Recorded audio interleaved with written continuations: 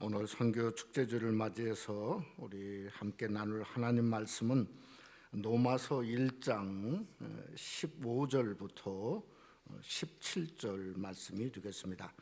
우리 신약성경의 240페이지에 있습니다. 로마서 1장 15절부터 17절 말씀이 되겠습니다. 우리 서로 우리 옆에 분들 인사 한번 합시다. 우리 반갑습니다. 은혜 많이 받습시다. 서로 인사 한번 하시죠. 감사합니다. 오늘은 우리가 10월 한 달을 선교의 달로 정하고 기도하는 가운데 맞이한 선교 축제 주일입니다. 팬데믹 속에서 참 우리가 어렵지만 정말 어려운 곳은 선교지라 이렇게 말할 수 있습니다. 우리가 교회 회복을 위해서 참 몸부림치는 가운데 있지만, 그러나 우리 선교사님은 몸부림치는 것을 넘어서 죽도록 몸부림친다, 이렇게 생각이 되어집니다.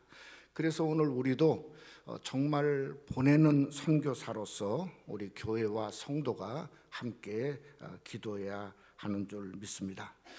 문제는 선교사님들과 선교지를 위해서 기도하면 되지 왜 축제란 말을 쓰게 되었는가 하는 겁니다. 그것은 사명이라고 하는 거죠. 사명, 어떤 사명의 확인 결단 때문에 그렇습니다. 주님의 지상명령인 사도행전 1장에 보면 땅끝까지 이르러 내 증인이 되리라 하신 말씀처럼 우리의 마음이 어디에 있죠? 땅끝에 있고 저 선교지에 있고, 또 우리 교회의 마음이 저 선교지에 있음을 우리가 확인하고 감사하고 기뻐하고 또 함께하는 바로 이 축제 주일이 오늘이 되는 줄 믿으시길 원합니다. 또 오늘은 우리 종교개혁 504주년을 맞이하는 기념주일입니다. 우리가 잘 알듯이 마르틴 루터가 독일의 비텐베르그 성당에서 당시에 타락한 로마의 캐톨릭을 향해서 95개 조항을 반박문을 게재했습니다. 근데 거기에 세 가지 핵심이 있었죠. 첫째는 오직 성경, 솔라 스크립투라, 오직 성경. 두 번째는 뭐죠? 오직 은혜, 솔라 그라티아. 세 번째는 오직 믿음, 솔라 피데라고 하는 이 세 가지의 핵심을 가지고 종교 개혁을 시작하게 된 겁니다. 근데 이것이 지금까지도 바로 기독교의 핵심이라 말할 수 있습니다. 지금까지도 기독교의 핵심이 되는 것은 그가 종교 개혁을 일으킨 것이 어떤 자기의 신념이 아니었고 어디까지나 하나님 말씀이 중심이었다는 거죠. 특별히 오늘 우리가 읽은 로마서 1장 15절로 17절까지 맨 하반절에 보면 오직 의인은 믿음으로 말미암아 살리라 함과 같으니라. 그러니까 이신득이라고 하는 믿음으로 의롭게 된다고 하는 하나님의 말씀을 붙들고 종교개혁을 시작한 것이 벌써 500년이 되었다고 하는 겁니다. 근데 오늘날도 그것이 바로 우리 기독교의 핵심이지 않습니까? 그럼 거기에다가 어떤 교회의 사명을 더하면 소위 오직 선교라고 하는 그러한 것을 더하면 무엇이 될까? 저는 그것은 참 교회의 모습이 된다고 생각이 되어집니다. 그러기에 오늘 본문에 참으로 땅끝에 사명을 더해보면 바로 거기에 하나님의 교회가 보여지는 거죠. 또 복음의 교회라고 하는 비전과 사명이 보여지고, 또 복음을 통해서 하나님의 의가 본문의 말씀처럼 나타나니 디모데 3장의 말씀처럼 이 집은 살아계신 하나님의 교회요 진리의 기둥과 터라고 하는 진정한 살아계신 하나님의 교회의 모습이 그저 기독교의 핵심과 또 사명을 더할 때 드러나게 될 수 있다고 하는 겁니다. 근데 정말 안타까운 것은 오늘날 교회 현실이 그저 선교는 고사하고 사실은 모이는 것도 쉽지 않음을 우리가 너무나 잘 알고 있습니다. 우리는 아무리 그렇다고 할지라도, 어떤 상황이라 할지라도 주님의 몸된 교회가 살아계신 교회의 진리의 기둥과 터로서 선교의 사명, 이 복음 전파의 사명을 우리는 포기할 수 없음을 저와 여러분이 확인할 수 있는 귀한 시간이 되어지기를 원합니다. 데살로니가 3장 8절 말씀에 보면 성경이 이렇게 말씀하고 있습니다. 그러므로 너희가 주 안에 굳게 선즉 우리가 이제는 살리라. 이 살리라는 말이 이 헬란 말로 자오라고 이렇게 부릅니다. 근데 어근이 어디서 나왔냐면 조에라고 하는 이 생명이란 말에서 나왔습니다. 근데 조에가 동사가 된 자오가 되어질 때는 어떤 뜻을 가지고 있냐면 살아난다, 생기를 더한다, 또 일어난다. 그래서 공동 번역은 이제는 우리가 살리라 하는 번역을 뭐라고 말씀했냐면 우리는 지금 정말 사는 보람이 있습니다, 이렇게 번역을 해놨어요. 그러니까 저와 여러분이 우리가 믿음에 굳게 서고 말씀에 굳게 서서 우리가 한번 다시 일어나고 다시 복음의 사명을 감당하는 귀한 역사가 우리에게 있을 때 정말 우리는 지금 정말 믿는 보람, 사는 보람이 우리에게 있는 귀한 역사가 함께 하시기를 주님의 이름으로 축원합니다. 그래서 오늘 선교 축제 주일은 지나가는 주일이 아니라 우리에게는 진짜 보람된 주일이 되어지기를 원합니다. 바로 그것이 축제이지 않습니까? 그래서 우리가 새생명 한인교회를 섬기는 보람이 저와 여러분에게 있고, 우리가 이 교회 와서 예배하는 보람과 기쁨이 있고, 정말 어떻게 하든지 교회가 어려움 중에도 선교의 사명을 감당하고자 애쓰는 보람과 은혜가 이 교회에 있을 때, 그것이 바로 하나님이 기뻐하는 교회, 살아계신 교회의 모습이라는 거죠. 오늘 또 우리가 말씀을 함께 상고하면서 선교 축제주를 통해서 정말 진리인 복음과 그저 선교의 사명을 우리가 감당하고 그 말씀과 함께 만나는 귀한 시간이 되시기를 주님의 이름으로 축원합니다. 첫째로 복음의 교회는 하나님의 능력이 나타납니다.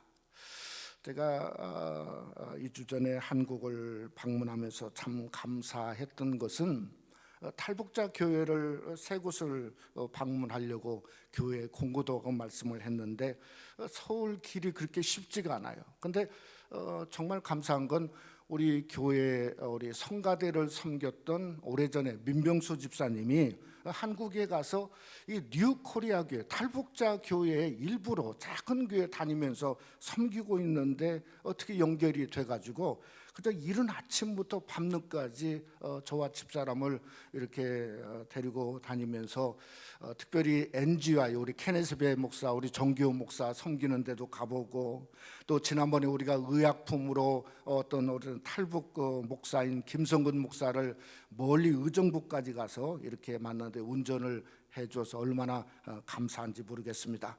특별히 이렇게 운전을 하면서 같이 가면서 여러 상황, 교회 상황을 얘기하는데 그 교회 성도들을 이야기하는 거예요. 탈북 성도를 얘기하는데 아파트에 대부분이 살고 계신데 그 아파트에서 이제 주일날 차가 없어지면 사람들이 올 때쯤 와가지고 기다린대요. 그러면서 체근한대요. 아니 당신 교회 가면 이 바이러스에 확진되는데 아니 우리에게 바이러스 퍼뜨리려고 교회 갔냐고 그렇게 옆에서 그냥 힘들게 한대요. 그러면서 하는 말이 팬데믹 이후에 한국에 주일날 성경책 들고 다니는 그러한 모습이 완전히 사라졌습니다. 이렇게 말하는 얘기를 듣고 너무나 안타깝습니다. 참 이것은 무엇을 말하냐면 이미 복음이 부끄러운 시대에 도래했다 하는 것이 우리 한국교회의 모습이라고 하는 거죠. 오늘 사도 바울이 로마서를 썼을 당시가 한 주 50년경이라고 생각이 되어집니다. 그러니까 이 로마 교회가 태동된 지가 불과 몇 년 안 되었을 겁니다. 바로 그랬을 때 우리가 한번 생각해 보면 이 로마 성도들에게 복음이라고 하는 것이 로마 시민권보다도 더 자랑스러웠을까? 아니라고 하는 거죠. 왜냐하면 로마 사는 데 있어서 가장 자랑은 그들이 로마 시민권이 아니겠습니까? 마치 그런데 이 복음이라고 하는 것은 그들에게 어쩌면은 비현실적이고 때로는 비사회적이고 예수 믿음으로 말미암아 엄청난 네로 황제로부터 시작된 그러한 핍박의 길로 수백 년 동안 가는 어떠한 파멸의 길이 분명했을 겁니다. 그래서 사도 바울이 그 문제를 분명하게 확실하게 얘기했어요. 그것이 로마서 1장 16절입니다. 우리 한번 다 같이 한번 함께 로마서 1장 16절 말씀 함께 한번 읽어보죠. 내가 복음을 부끄러워하지 아니하노니, 우리 스크린 좀 돌렸어요. 내가 복음을 부끄러워하지 아니하노니 이 복음은 모든 믿는 자에게 구원을 주시는 하나님의 능력이 됨이라. 먼저는 유대인에게요 그리고 헬라인에게로다. 여러분, 우리도 마찬가지입니다. 오늘 이 세대 속에 저와 여러분이 분명히 있어야 될 건 뭔가, 우리가 복음을 부끄러워하지 말고 자랑하자는 거죠. 오직 복음만이 길이고 우리 삶의 길이고 진리요 나의 생명이고 그저 하나님의 능력인 줄을 확실히 믿고 선언하는 저와 여러분, 우리 새생명 한인교회가 되시기를 주님의 이름으로 축원합니다. 오늘 성경에 보니까 먼저는 유대인에게요, 말을 바꾸면 우리 먼저라는 거죠. 나 먼저라는 거죠. 우리 교회 먼저라는 거죠. 우리가 먼저 복음을 사랑하고 복음 중심으로 살고 우리 교회가 먼저 복음을 믿고 복음의 능력을 나타내는 교회가 되었을 때, 그리고 다음은 헬라인에게로라. 그러니까 우리의 선교지도 똑같이 복음의 중심의 역사가 나타나고 복음의 능력이 나타날 수 있도록 저와 여러분이 기도하는 것이 먼저는 유대인에게요 그리고 헬라인에게로다는 말씀을 이루는 교회가 될 수 있다고 하는 겁니다. 여러분, 사도행전 3장에 보면 이 똑같은 것을 알 수 있습니다. 우리가 잘 아는 대로 베드로와 요한이 성전 미문에 구걸하는 안진뱅이에게 이런 말을 했지 않습니까? 은과 금은 내게 없거니와 내게 있는 것을 내게 주노니 곧 나사렛 예수 이름으로 일어나 걸으라. 그랬더니 하나님의 능력이 나타났죠. 그의 발목이 힘을 얻고 성전에 들어가서 걷기도 하고 뛰기도 하고 하나님을 찬송했다는 거예요. 근데 여러분, 이것은 어디까지나 문자로 기록된 문자적 사건입니다. 근데 이것은 내 사건과는 다릅니다. 여러분, 문자적 사건은 그것은 때로는 남의 일이지 않습니까? 2000년 전의 일입니다. 근데 내 사건은 오늘 일이어야 되죠. 그러니까 신앙적으로는 어떤 면에서 큰 의미가 없는 거죠. 여러분, 바로 이 똑같은 사건이 오늘 우리에게도 일어난 내 사건이 되기 위해서는 어떻게 해야 되는가? 사도행전 3장 1절 말씀에 보면 성경이 이렇게 말씀하고 있습니다. 제9시 기도 시간에 베드로와 요한이 성전에 올라갈세. 그러니까 성경을 말하기를 제9시 기도 시간에 베드로와 요한이 그저 성전에 올라가는 것처럼 제9시는 무엇을 말씀하고 있냐면 바로 이것은 종교적 시간이 아니라 십자가의 시간이죠. 십자가의 시간, 누가복음 23장에 말한 것처럼 제9시에 예수님이 운명한 십자가의 시간이죠. 그러니까 예수님이 죽으신 시간에 그들은 그것을 묵상하고 그것을 의지하고 그저 주님 그 성전에 기도하러 올라간 시간이었다는 거죠. 그러니까 그들에게 나사렛 예수 이름밖에 줄 게 없다고 한 것은 어디까지나 그들에게 전부가 뭔가 십자가를 붙들고 있었다는 거죠. 예수밖에는 아무것도 없다는 거죠. 그러니까 여러분, 결국 복음의 능력은 뭔가? 복음의 능력은 우리가 예수 그리스도의 복음을 붙들 때만 나타날 수 있다고 하는 것입니다. 그러기에 저와 여러분이 십자가를 붙들고 십자가와 함께 사는 십자가의 존재가 되고, 그래서 우리가 사실은 선교도 똑같습니다. 선교가 우리의 사명, 우리 교회의 사명이 되어야 될 때 바로 우리 교회를 통해서 기도할 때마다 선교지에 하나님의 능력과 권세가 분리되어 일어나는 귀한 역사가 우리 교회에도 선교에도 임하시기를 주님의 이름으로 축원합니다. 두 번째로 복음의 교회는 믿음의 역사가 일어납니다.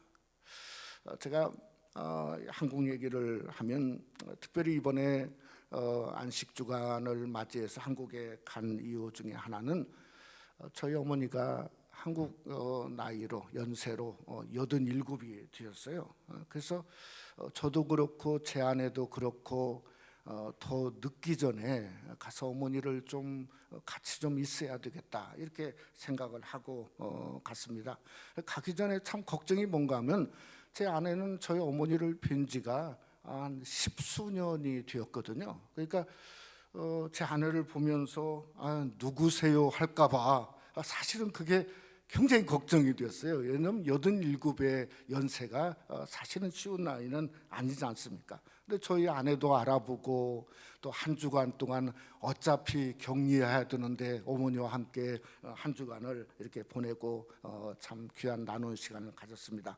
그러면서 저희 집사람이 참 며느리 되고 나서 30년 만에 이번에 큰 점수를 땄어요. 어떤 점수를 땄냐면, 뭘로 점수를 땄냐면 저희 어머니 머리도 깎아드리고 염색도 해드리고 발톱도 깎아드리고, 그러니 참 효도한 거죠. 어머니가 얼마나 좋아하시는지 머리하고 염색하니까 진짜 10년 이상 이렇게 젊어진 모습을 보면서 너무 감사하고 참 좋은 시간을 갖게 돼서 얼마나 좋았던 기억이 있습니다.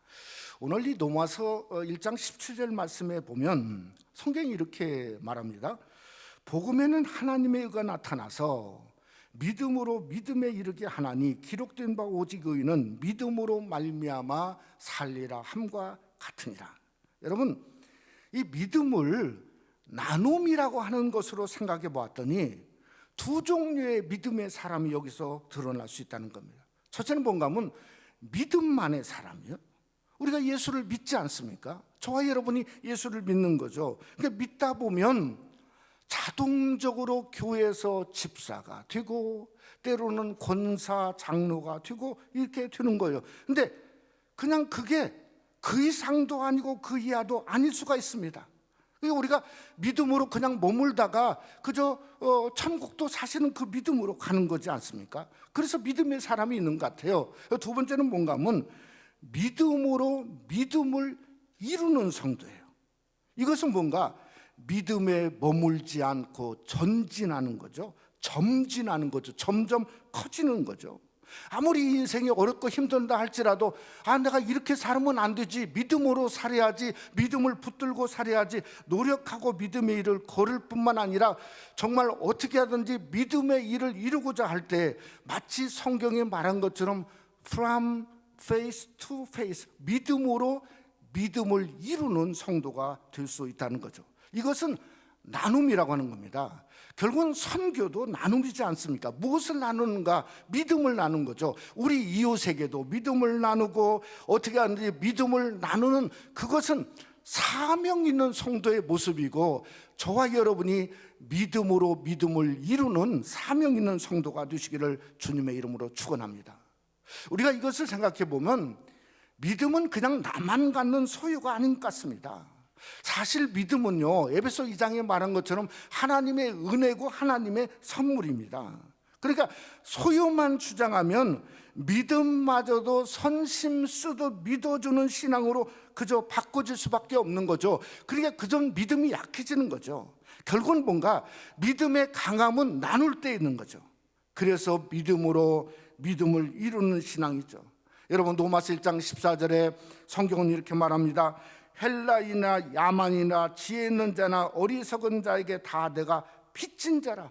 무엇을 말씀했냐면 빚진 자라, 이 말은 한마디로 갚을 수 없다는 거예요. 그러니까 하나님 앞에 갚을 수 없는데 내가 나누지 않고는 견딜 수 없다. 이것을 그저 빚진 자라고 사도 바울은 말씀하고 있다고 하는 겁니다. 사랑하는 성도 여러분, 우리가 하나님의 은혜는 갚을 수 없지만은 얼마든지 믿음을 통해서 하나님의 은혜는 나눌 수 있는 길이 열려진 거죠. 그래서 믿음을 나누면 나눌수록 오늘 성경은 분명히 말합니다.